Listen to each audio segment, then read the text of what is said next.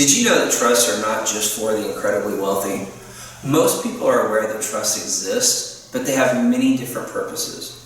One of the more common trusts is the living trust, also called a revocable trust. Generally, it's used to replace a will as the primary estate planning tool for an individual or married couple. There are numerous benefits to using a living trust. So, for example, assets held in a trust are not required to go through a court procedure before they can be transferred to whomever you would select. This allows your family to avoid some of the stress involved with handling those affairs through the court. The trustee of the trust follows your instructions to handle the assets instead of having to let the court decide. The trust allows for privacy and is generally not necessary to place the trust into the public record with the court.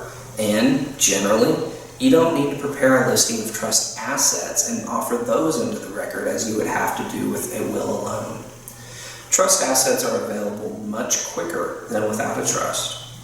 The trust is usually less expensive than probate to wrap up once the maker of the trust has passed away.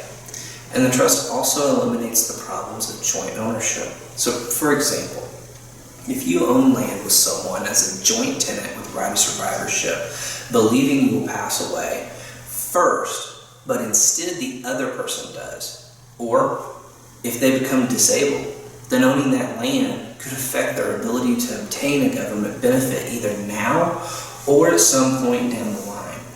But with a living trust, you can modify the terms or terminate the trust in whole at any time. You can add or remove property anytime, or specify the individual or individuals that will control the inheritance of any minor until they meet your specific requirements. So in our prior example, these requirements could be used to still qualify the individual for government benefits or to name the next person in line that will receive the land. And so as you can see, there's many different benefits, and everyone's situation can be different. A living trust may or may not be what is right for you. We assist our clients by helping you determine the instruments that are best for you in your specific situation. Then we help you implement a plan, including those instruments, to ensure your wishes are actually achieved.